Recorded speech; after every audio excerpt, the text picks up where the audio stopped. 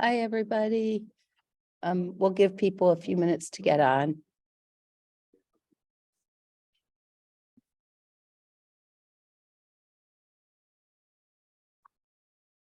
Hello.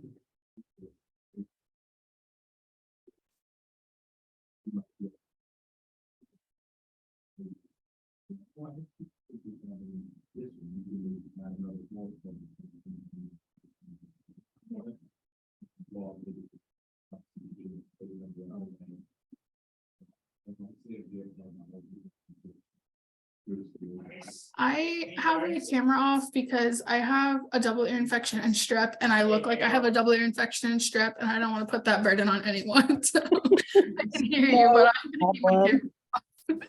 No problem at all. I hope you feel better soon. Thank you. It's been like 48 hours on meds, so I feel like at this point I'm on the up and up, but just not necessarily presentable. So Yeah, fair enough.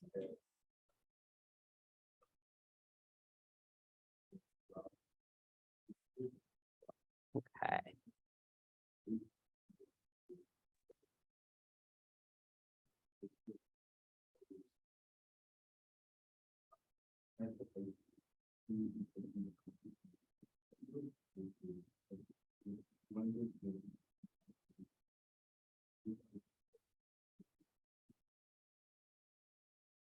Okay.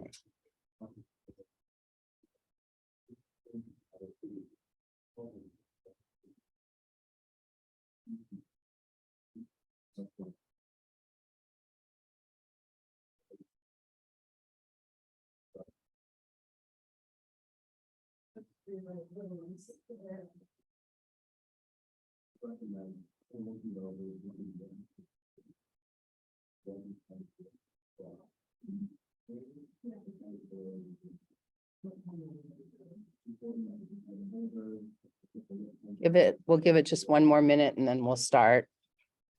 See if a few more people jump on.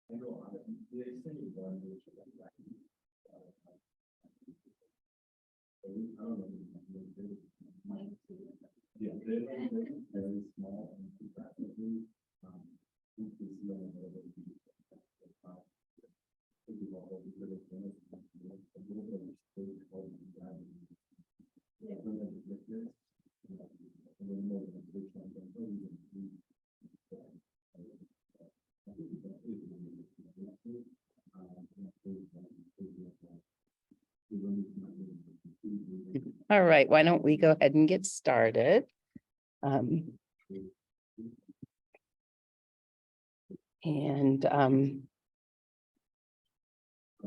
Let's start out. I have us that we're going to be talking about Sadaka and Tikkun Olam and prayer. Let's start off, first of all, anything that you guys didn't get covered or that you had questions from last week, anybody? And tell me if it gets too noisy here and I'll move to another spot. If it does, can you guys hear me okay? Yeah, okay, perfect. I was trying to find a quieter spot, but this was the best I could find. So anyways, so anybody, any questions or anything left over from last week that people had questions about that you wanted to bring up or you know, talk about, or anything that you had left over? I think last week you had spoken about Tu B'Shvat, Purim, Yom HaShoah, and Yom HaTzmaut. Is that correct? Great. Just as a quick, if anybody's interested, we have coming up still a few weeks off, but March 2nd, we have a huge home and tash and bake at Hillel. And then on the Thursday, March 2nd, and then on Friday, and that'll start at 7 o'clock. And then on Friday, we'll have a huge Purim carnival in at SDT. So if anybody's on campus and interested in some on-campus celebrations, those will be available for you. Okay. So I missed anybody have any questions that you want me to be sure to talk about today before I go on to what any of the things I was going to say as we talk first about Sadaka? Anybody? No, or Tikkun Olam. So to me, when I talk about Sadaka and Tikkun Olam, these are to me some of the most fundamental Jewish values. And to me, in many ways, what makes Judaism that's really fundamental to Judaism is the idea of Sadaka and Tikkun Olam. Sadaka being the idea that, or not the idea, the concept that, first of all, anybody know what it comes from? Where does the word Sadaka come from? Does anybody know what that root word is in Hebrew that Sadaka, Tzedek means? Anybody? Is it justice? Exactly, righteousness or justice. And people will often misdefine Sadaka as charity. And just to throw it out there, why is charity different from Sadaka, which means righteousness or justice, or at least comes from the root righteousness or justice? How do those differ? And then we'll talk a little bit about how they're the same. Anybody?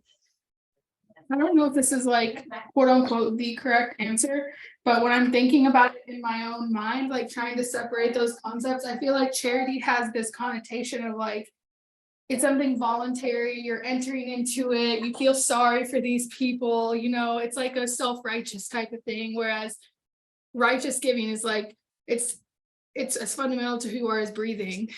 Exactly. 100%. I could not have said that better. 100% correct. Charity exactly has that connotation of I'm doing it, I can do it if I want to or not, and somehow I'm better than you. And Sadaka is exactly what you said. It's making the world more fair and more a more just place, because the resources in this world don't belong to any one of us permanently. We're all stewards of them.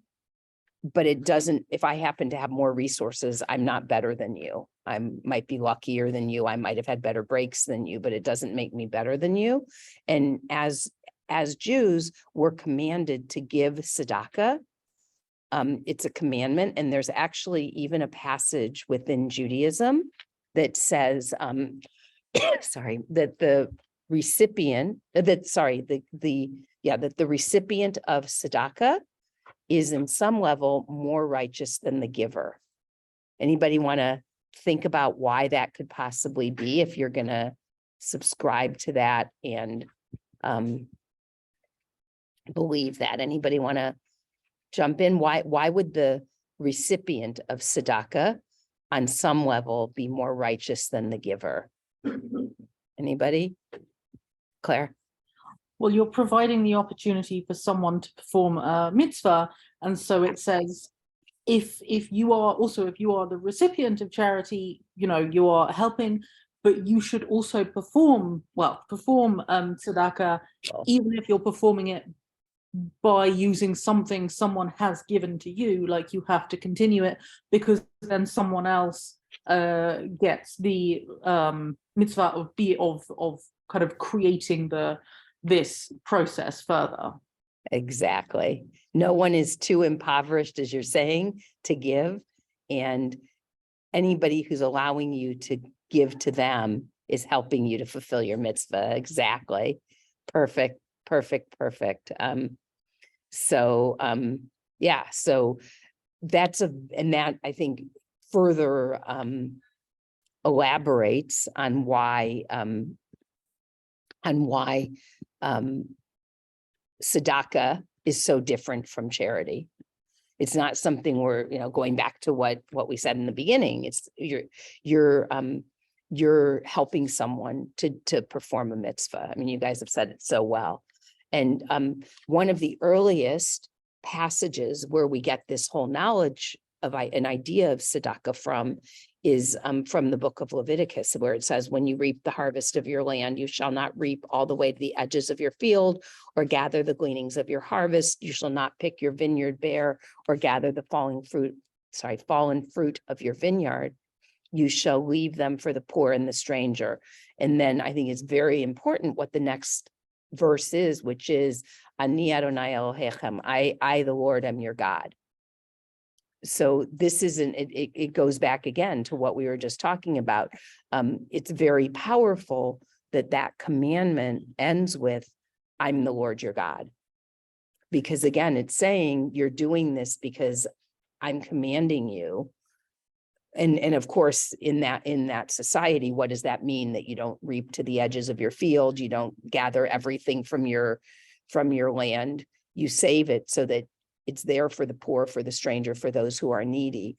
And again, this is a command, this is commanded to the people by God. And I think that's a very, I think that encompasses, that passage encompasses so much of what this is all about. Were you going to say something? Yeah, well, I everyone has had such excellent sort of responses so far, but something that the passage made me think of is there's a particular difference from concepts of charity or assistance, that you're not checking to see, you're not means testing who is coming to pick the edge of your field.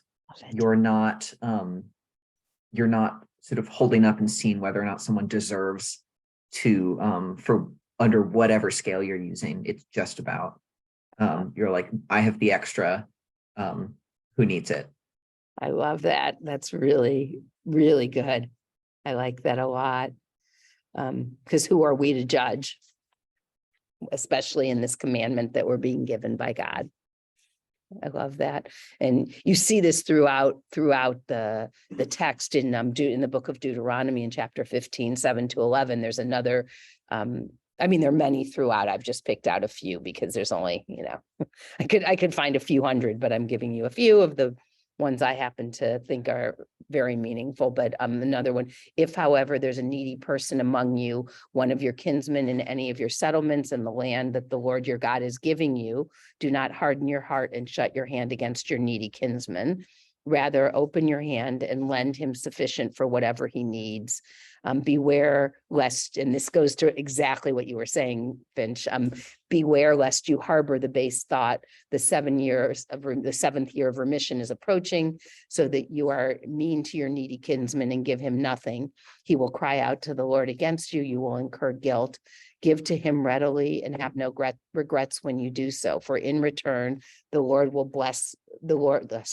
your God will bless you in all of your efforts and in all your undertakings, for there will never cease to be needy ones in your land, which is why I command you, open your hand to the poor and needy kinsmen in your land. And so again, it's not exactly as you're saying, there's no needs-based test of like, who needs this, who doesn't need this. So, yeah. Any other thoughts based on that? I don't know if this again applies, because this is just like my unfiltered thoughts as they come in my mind, but sorry, children. I feel like it could be applicable that God puts the, I am the Lord your God at the end of that commandment, because it's almost like hearkening to the I am the judge. It's connecting to what Finch was saying. It's like, it doesn't matter. Like you do this because of who you are as a person. And then it's like God even puts this kind of caveat in that says, I'm the judge. Like they can almost predict that we're going to be like, yeah, but what if, and they say, I am the judge. You don't even have to worry about that. Yep. I love that. That is so good. That is so good. And who are we to judge? It's interesting because I see a lot of that on the flip side of that, which is a lot of times when I'm out, like trying to raise money for Hillel, I'll have people love to tell me who else I should ask for money. Like they're like, oh, this person is rich and this person is rich, and you need to be sure to ask this person because they're rich too, as though it what's the word? It exempts them from needing to give to the, to whatever it is that I happen to be asking for at the moment. And so I think it's just so interesting how people are so ready to like judge who has more money that who can do that commandment of Sadaka better than themselves, and not be the ones who are just saying, let me give because I'm being asked and there are those who need. So that's what you said just made me think of. I think it's really, yeah. And we do see it. Oh, go ahead, Sharon.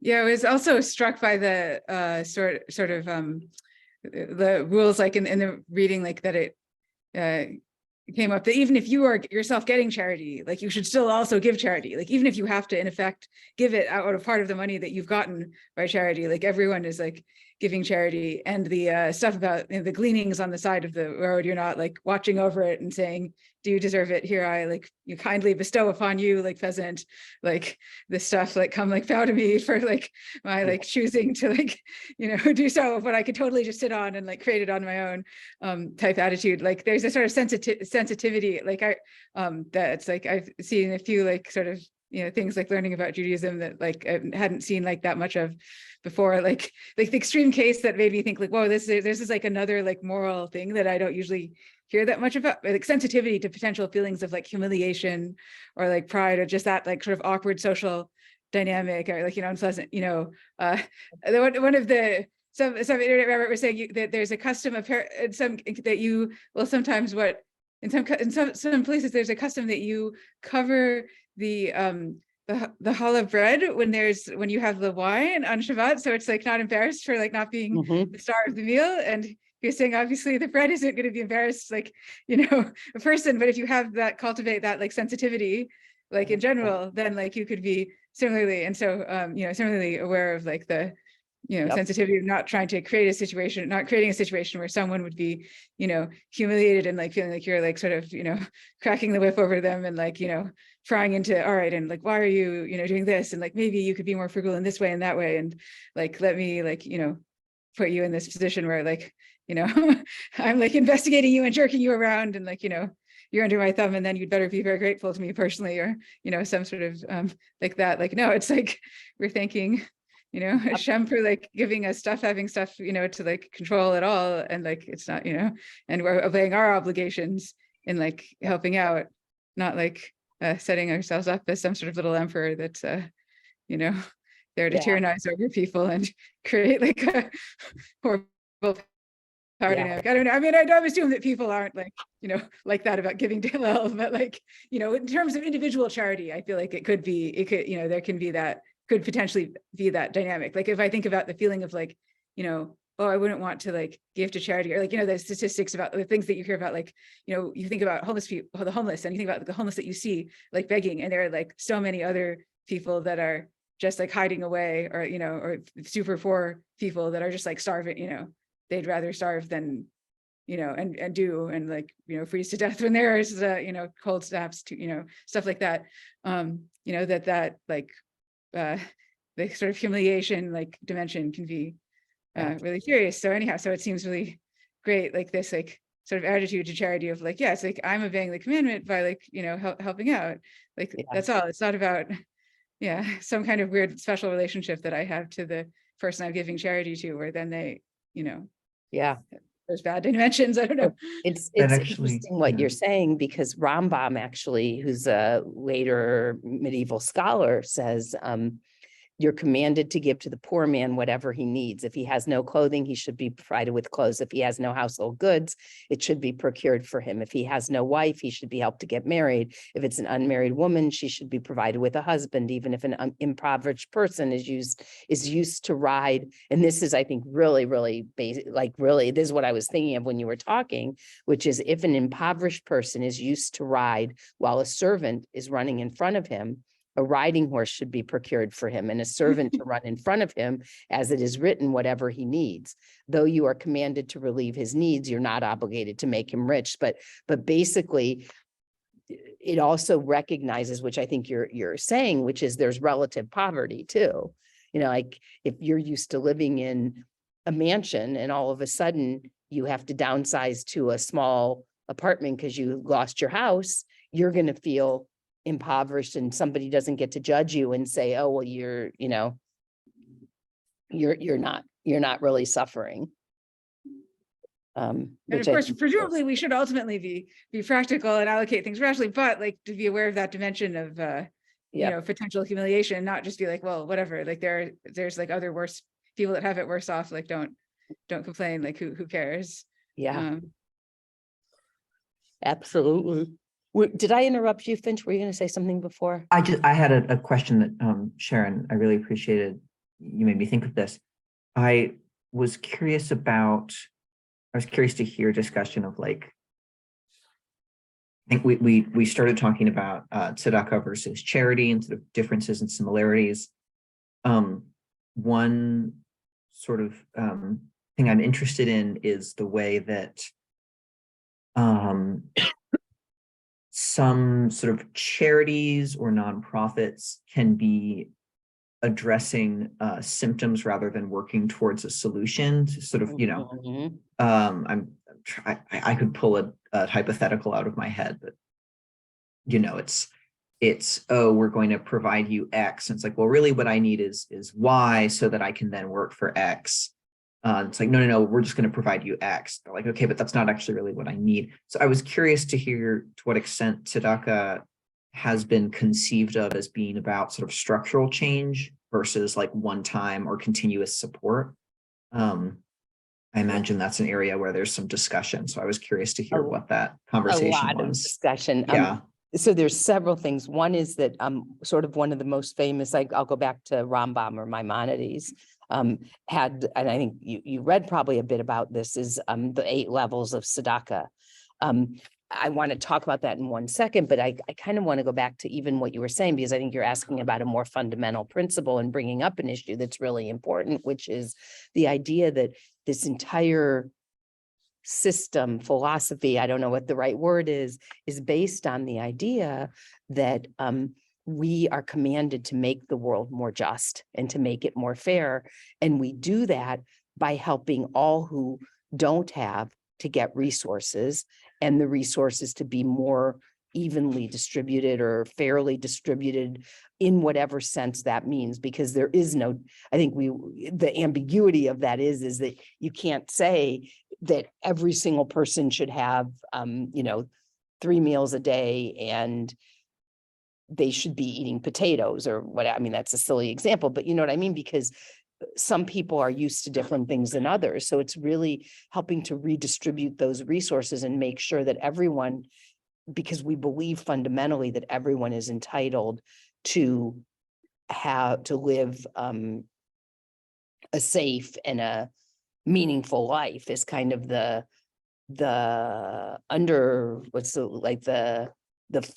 foundation of all of that.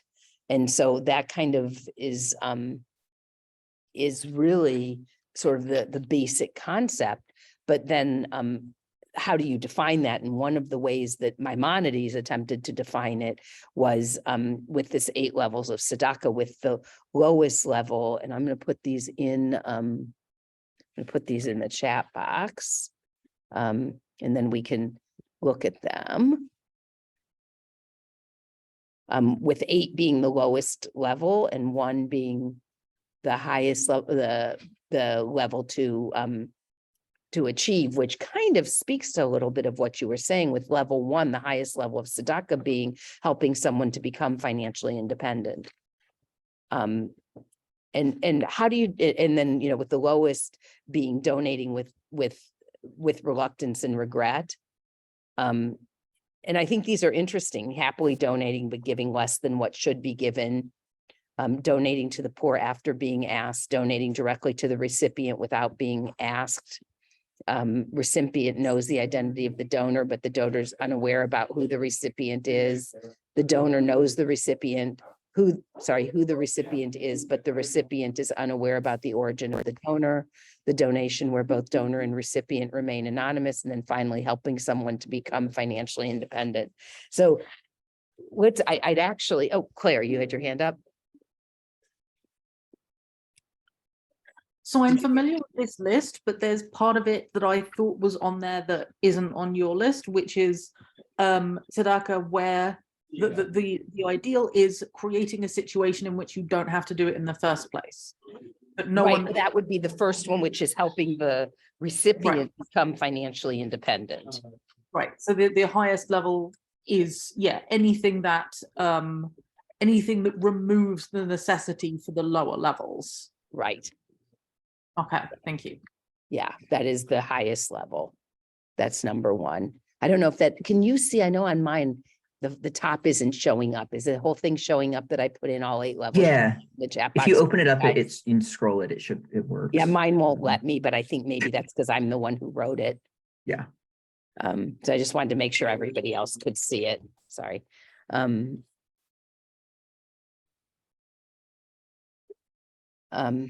Yeah, so what do you guys think of these? Would you agree with these levels? If you were writing these levels, would you put them the way that they're here? Would you put them differently? What would you put differently?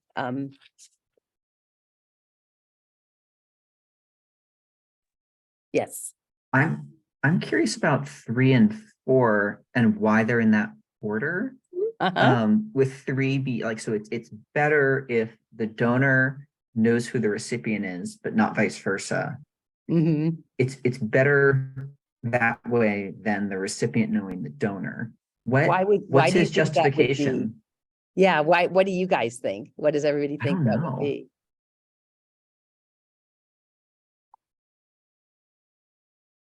I Not feel an like answer, maybe but if Katie- the oh, sorry, go ahead.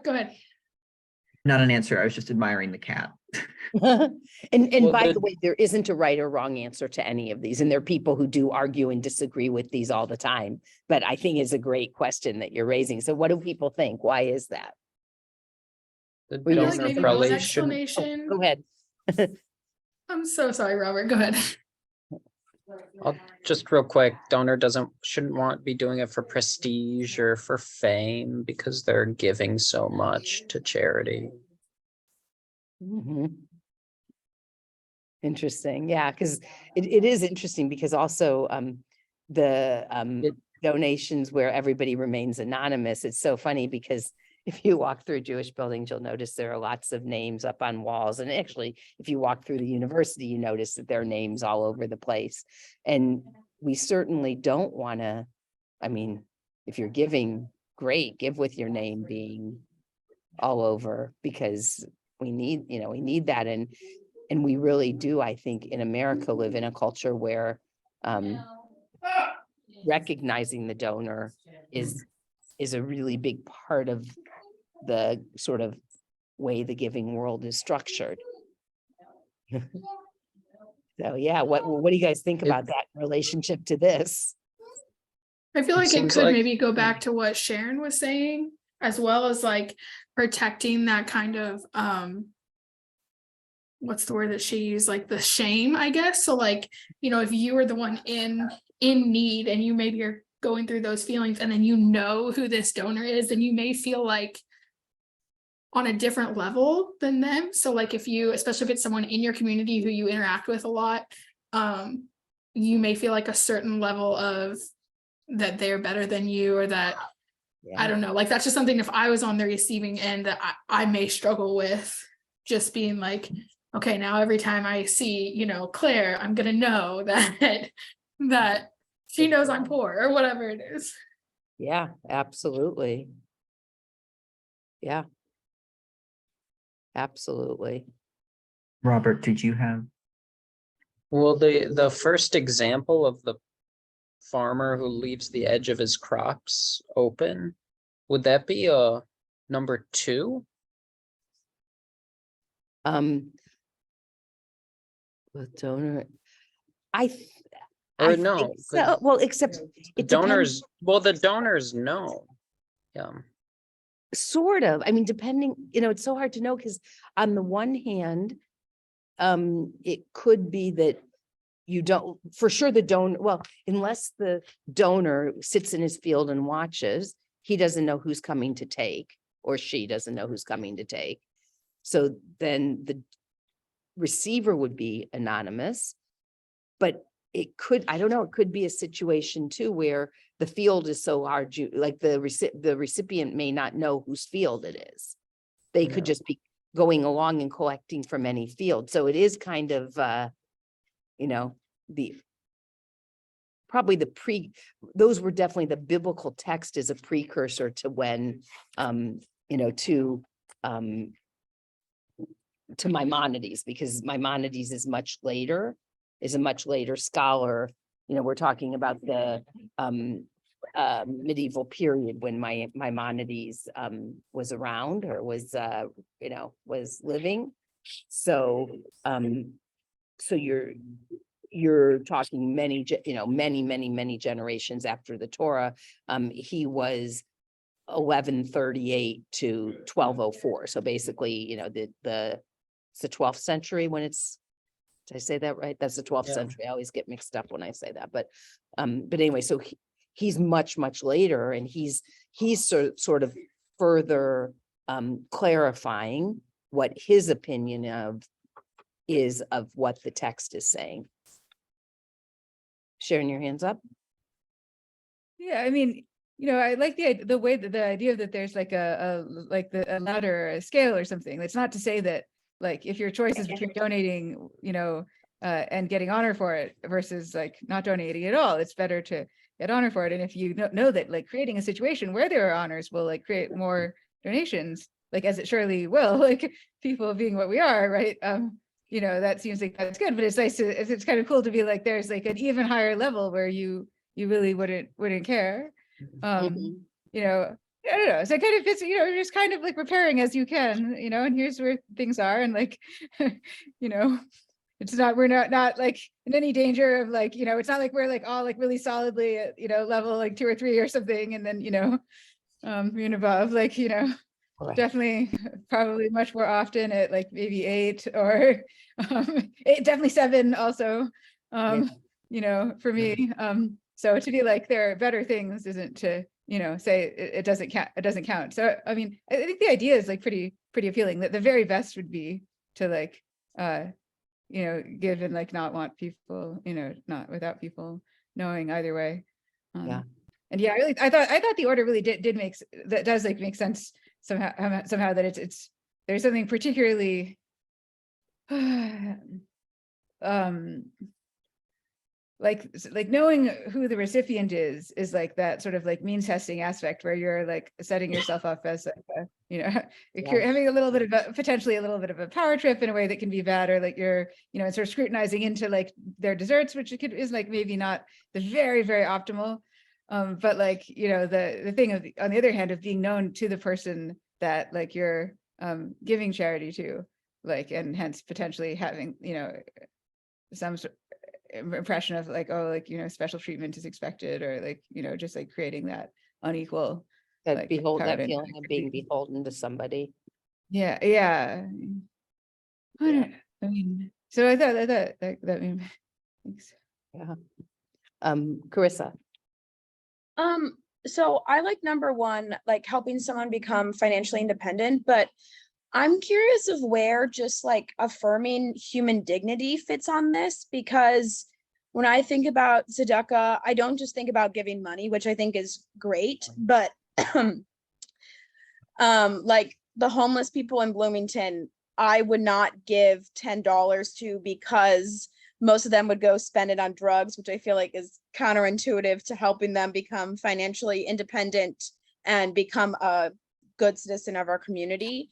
But I feel like giving 10 minutes of my time to have a conversation with them where I'm reaffirming that they are human and that they have a life. And I feel like that does more than just giving money. And so I'm curious of like how that fits into this whole scale, or maybe one is actually affirming human dignity, because for someone to actually be financially independent, they're going to have to take that initiative to want to do that rather than just rely on other people. So I don't know if anyone has any thoughts on that. Yeah. What do you guys think? I have struggled with that same exact thing because I was kind of raised like in that kind of a culture where it was like always. I remember my dad and my grandpa telling me when I was a kid, when we'd see people like on the side of the highway, they would just be like, don't ever do anything for them, you know?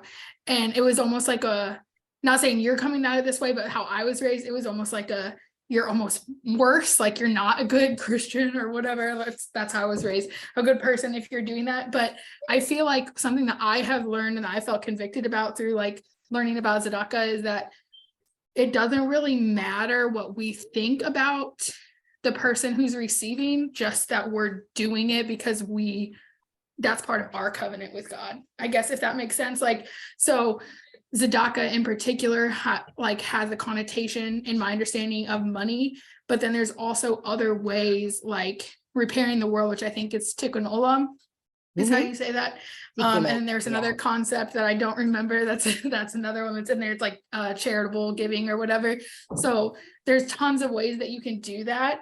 But I also feel like if anyone says like, I'm not going to give you money because I don't think you're going to do XYZ with it, that's maybe something to just like mull over and think about and see, what God maybe has to say through to you through your studying.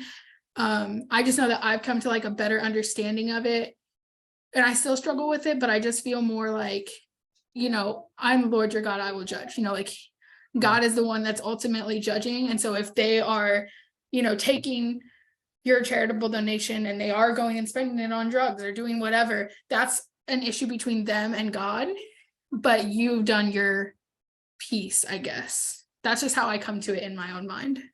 Yeah. That Sharon. Or I think Claire was maybe first. Oh, but Claire, sorry, you I just didn't. quietly with the you know hand, what, other hand. Your Such your an interesting hand is question. just off the screen that I have. I apologize. I had the thing moved off the screen just slightly. I'm sorry about that. Yeah, I think Carissa and Saya like highlight really important points here, which is, so like, how do we feel about what we are giving and how we are giving? Because whatever we are kind of putting out into the world, whether we are giving our time or of ourselves or of our money, we are going to be then concerned about the effects in some way.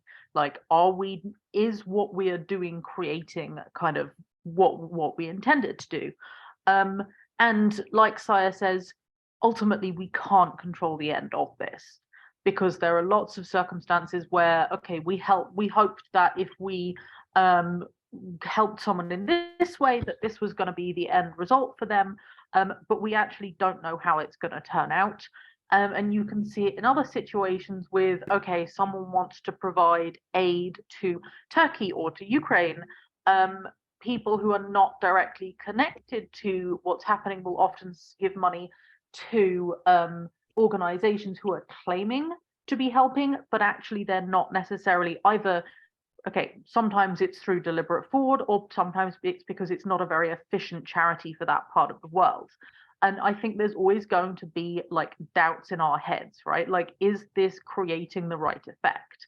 But I think Saya's solution is kind of ultimately the one you have to sit with to a certain extent. Like, I am making my best effort to fulfill this commandment in the way that I want to. And like, if you don't feel comfortable giving cash to someone for whatever reason, like you say, like a conversation, or hey, I was going to get a coffee, can I grab you one too, or something like that, I feel like that is a legitimate interpretation, knowing also that you can't ever exactly control where it's going to go. Yeah. Yes. Yeah, it's like such an interesting, complicated, like, it's a thing, like, I think there's like, effectiveness does seem to be important in a certain way. Like, I feel like, this idea of like preparing the world, whether or not you mean take like bringing the Messiah, like literally, like being like, well, let's actually, fix things up as much as possible and like actually contribute to that. What would sort of see things all the way through, rather than being a sort of token effort, like I've sort of batted my hand like vaguely in the direction of things being good, but like, okay, if we were to, what would that, if we were to repaired world, work backwards, like what, could I do that would get us there? Like I like, so I think that it's not like, so far as I can tell, I wouldn't say that like thinking about effectiveness is like not important at all, but there's like, maybe there's a distinction to be drawn between thinking about what's effective in helping someone. Like, you wouldn't give to if it was very clear that there's an addict and you're enabling them, maybe you wouldn't give them, like alcohol or something if they're an alcoholic or something like that. But like, but then, sort of, is this effective is one thing. And then do they deserve my help at all is like a different question. One is like, even if they were like, your parent that you like super loved, right? And they're an alcoholic, you definitely want to help them, but you might not help them that way. Versus the other thing that can creep in, which is like, oh, like, you're a bad person, or like the worst, as someone that like has never been particularly poor, a thing that can happen where like you judge like poor people's frugality by like much harsher standards than you judge your and your friends' frugality, and then the frugality community, extreme frugality community that I sometimes like to read up on, and the web, right, can this thing, like now, like middle class people like us can benefit a lot from like tips about frugality. Like there's like a huge like repayment on that. Just a little bit more frugality can often very easily save off lots of money. Rich people need frugality tips. Poor people need more money often, so like to like kind of just, so like maybe the bad element is just the like, oh, but like, are you like, deserving of my largesse or not type of like judging someone, or maybe that's like where it focuses. And then one could just look at like effectively, like, in the case of like homeless people is super hard. Like from what I understand in like, Nordic countries, there's stuff about like resiliency stuff, like where someone is on the edge of being homeless for the first time, like when it's like apparently very effective to intervene. So, stuff to like help people like that are going to like lose their job because their car broke down, like get rides and stuff, like, this kind of like emergency like service in that way. That, and then like once things have like gone so far, it's like a mental health issue that's like going to be like very deep, and would another country would be like treated by like very like boutique hand holding, like, social services where like they like live in houses with people and stuff that maybe our country is not funding. What do we do then? Can we do anything other than like get help more people with with our values, like register to vote? I don't know. I'm not knowledgeable about politics really, but so yeah, maybe that's like somehow a way to like be that it's not about like judging the person's character and whether they're deserving of help. The like moral aspect is like, we got to help, we are commanded to help. Yeah. And so any kind of assessment of the recipient would be more in the lines of just like, what's the like most effective way to like solve this problem? Like, how can I most effectively do my piece? Maybe. Sure. Finch, you have your hand up. Yeah, I was, I've been reflecting on, this is going back a bit, but the sort of relationship, the way that I have two sort of experiences that kind of contradict when it comes to this. So I have both where about sort of anonymity and the relationship between a donor and a recipient, where like I'm personally very invested in a lot of the mutual aid networks that have sprung up, like that predate COVID-19, but got a lot of fuel from COVID-19 and people looking around and realizing that their neighbors needed immediate help and that they had the stuff, and that like it was not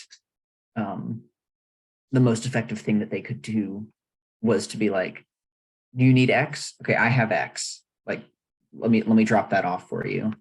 But that is a very direct sort of like, what do you need? Okay, I'll be right back. Like very sort of one-to-one without that anonymity. And so I'm curious about how, like in my mind, that sort of direct aid is one of the most like that to me feels the best, or that feels like the most, that feels like the way that I can help people the most from my point of view. But on the other hand, the other experience I had was when you were talking about like the sort of power dynamics that not having anonymity can create. I just had the fun experience that I get to do approximately every 6 months to a year, where to keep my scholarship, I have to write a thank you letter to the donor that I don't know. Yeah, Claire looks great. But basically I have to give like a life update and basically be like, thank you so much for donating to like IU scholarships. You've provided me with all these opportunities. I can put my foot in my mouth for a little. I can ham it up, and but it's also hilarious because what the scholarship pays for is just like IU tuition, which is just such a circle where like IU creates the circumstances for people to donate money. And then like the students are like, thank you for not having me pay $5,000, which is fake anyways, because it's like tuition and IU just pays itself. I'm going on a tangent, but it got me thinking about the sort of cycles of giving, and like, I don't know, I feel like I appreciate the conclusion we've arrived at of like, Sadaka is about your own relationship with God and your own relationship with repairing the world, and less so about sort of, it can be a lot of things for a lot of different people, but I'm curious to think about like, yes, that's true, but then also what are ways that sort of individual relationship can end up not going well. Like I fully believe the people donating to the IU Scholarship Fund have great intentions, but also like, I don't know, maybe I shouldn't be paying maybe I shouldn't be on the hook for $5,000 anyway. Did that make sense? Yeah, they gotta Yeah. say, as like, there's, the strategic plan is under review, right? This like 2030 strategic plan, right? And like one of the things like there is like Dean to like oversee and a Dean is with staff to oversee like helping the community more. And it's like there are like people, so many like, soup kitchens and stuff. I don't know. It's, like, I hope that Dean, is that Dean going to be like earning their 100K? Yeah. But yeah, I'm not going to mix into IU politics. I'm new here. I don't I do know, love but when, it seems like there are So lots of ways I- that the university might enable frugality. So I don't want to cut this off, but I'd like to go back to what we're studying a little bit. Let's Yeah. get us back on track a little. I want to just a quote that I think is relevant to what we're all talking about, but is also uses this term of justice and Sadaka. We've talked about Sadaka is a noun. This is righteousness, justice, charity, not charity, but giving, a way of giving. There's also a very important quote from Deuteronomy that is Sedek, Sedek, Tirdof, justice, justice, you shall pursue. And it goes on to say, using that same root word of Sedek, justice, justice, you shall pursue, that you may thrive and occupy the land that the Lord your God is giving you. And I think this is we're getting kind of close to the end. So I think it's a good quote to look at as we start to finish the conversation about Sadaka and justice, because I think this is, you pursue justice, you bring about Sadaka because it makes you thrive. It makes everyone in the land thrive that God's giving to us. And I think it's interesting. I heard someone speak about something similar to this. And what he said was that you can tell the health of the health of a community by how those who are least, those who are the poorest, or those who have the least amount of resources live. And that can help you determine what kind of a country that is. And so I want to just throw that out there for a minute and look at how that really defines what Sadaka is about, what community is about, and how we take care of those in it. So the idea that we pursue justice in order to thrive, because even if I'm the wealthiest person in the world, which I'm not, but if I were, I'm not going to be able to really do well in whatever my occupation is if everyone else is so poor and is not doing well themselves, because none of us lives in a vacuum. And none of us, that we're all tied together in the land that we live in, or the place that we're living, or the community that we live in. On some level, we're all tied together. We're all tied to one another. And if one of us, if the majority of us are not doing well and are not able to live in a safe, in a good way, then the whole community ultimately is probably not doing as well. And again, I think it's so relevant that quote, we pursue justice, and as we pursue justice, we are reminded that we don't even own what we're being given or what we have. None of us even owns that. It's really all the land that God's giving us, or all of the, and I would take that more broadly to mean all the resources, and any of the resources that God's giving us is what it is that we're all utilizing. So I might think I own my house, but ultimately I'm a temporary resident, so to speak. So, yeah, Sharon. I thought the like sort of kind of like, promises of like repayment for justice and like smiting for injustice of like nations and stuff, they used to seem, or sometimes they had seemed, very problematic to me. Like, well, what about Job? Like, what about, the Holocaust, right? Like, so it's not like exceptionalist or something. And it's also not like we're like just doing, just being honest because honesty is the best policy. But it does seem like, just as a like factual matter, that like, yes, like countries having like, having like a high level of like lawfulness, drives investment, having a like high level of social safety net, like allows people to take like risks. And like, apparently, and they say, if this is true, who knows, but like in Nordic countries, people will vote to fire themselves from like a company, because like they know that, they've got like retraining and all of this, and that, when they're taking care of their poor, they're like, yeah, we got to get them, even from a selfish point of view, we got to get them up and functioning again so that they can like, be a taxpayer too, and like, help with our like lovely common, awesome like social services that we're providing for all of us.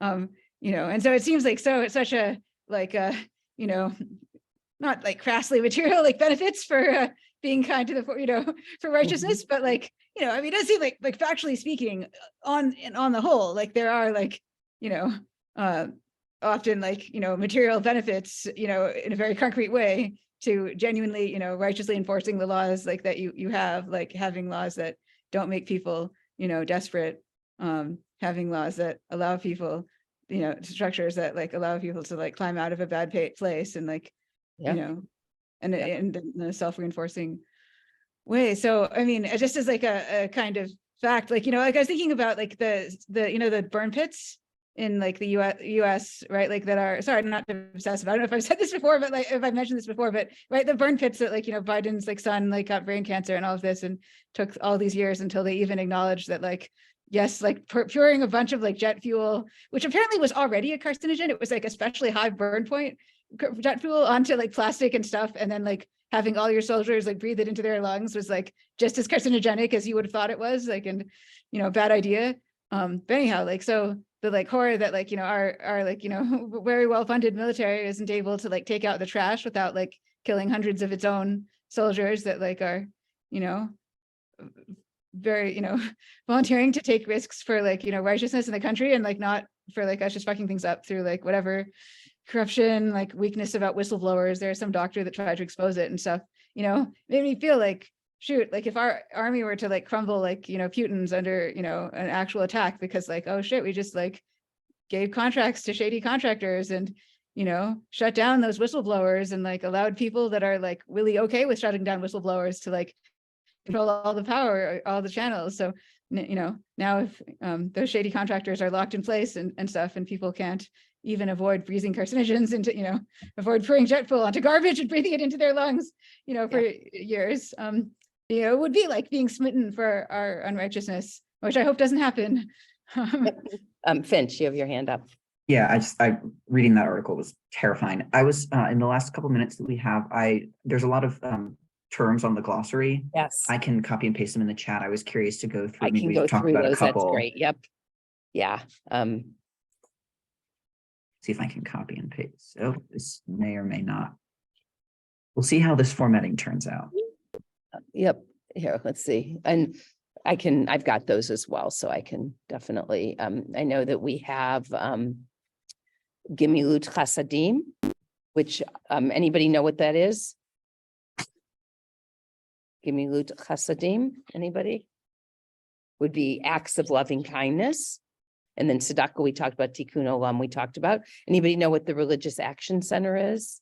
Or actually, did we say the actual definition of Tikkun Olam? It means to repair the world, to make the world more fair and more just, but to repair the world. That we're partners with God in the ongoing repair and creation of the world. The Religious Action Center, does anybody know what that is?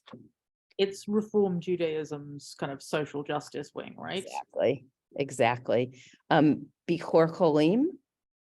Anybody know this is one of the mitzvot. It is visiting the sick. Hachnasat Orachim is basically hospitality, welcoming, in many ways, welcoming in the stranger. Anybody know what a pushki is? It's the little like money jar. Tadaka box, yeah, or a money thing to put your money in. That pushka is a Yiddish term. A tzaddik, Righteous person. righteous person, good, and a mensch,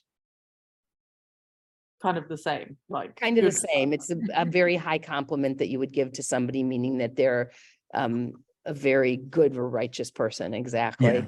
And my sense is Isn't it's that used the- colloquially as, oh, sorry. Yeah. No, go ahead. You were talking first. It's used colloquially to be like, oh, that's a good guy. Yep, That's a fella. exactly. That's a. Exactly. Is that the term that's used in like the blessings that you would say like to children on Shabbat? No, on Shabbat, the blessing, do you mean like the Yivarecha Adonai v'Yishmerecha, that one? The priestly blessing? Sure, that was fast. I usually Or read it, so- Ephraim and Menashe, are you thinking of the one that you say to, right before that, to a son would be, Yisim Chayohim K'Ephraim U'K'Menashe? Yeah, like I don't know if it's actually in that or not. I just thought I remembered like reading that was kind of like the intention was to like encourage your children or bless them or like wish upon them to become a mensch. That is probably part of it, but the priestly blessing is really also just to bless them, that they should be a good person, that they should have a good and safe life as well. Tsa'ar Ba'alei HaChaim. Anybody know what that is? It's taking care of animals, treating them well. Ma'aser, anybody is tithing. Mitzvot ben Adam l'chaver, and this is written poorly on here. There's mitzvot ben Adam l'chaver and mitzvot ben Adam l'makom. And there are two major types of commandments. There are those that are the mitzvot that are between a person and his or her fellow person.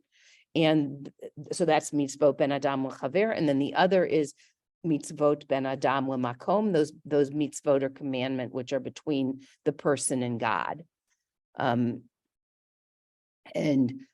Sadaka encompasses both. It's both a mitzvah between the person and another person, but it's also a mitzvah between yourself and God, because you're doing what you're commanded by God to do that. Any other last second questions? Because we're just about at time. All right. Well, thank you to everybody. Good to see you guys. And I'll see you guys, I think, in 2 weeks, but Rabbi Brian will see you next week. Thank you. Bye.